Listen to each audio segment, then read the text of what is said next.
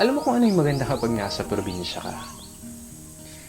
Yung parang sobrang layo mo sa problema.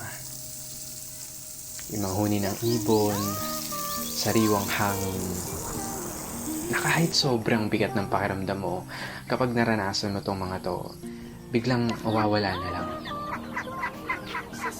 Yung magagandang tanawin, tapos yung palaya na ginawa niyong palaruan ng mga kaibigan mo. Sarap talagang mumuhay sa probinsya, no? Yung para talagang napakalayo mo sa problema.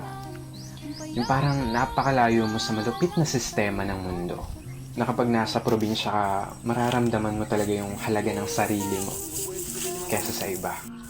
At mapapasabi ka na lang na there's no place like home or like probinsya.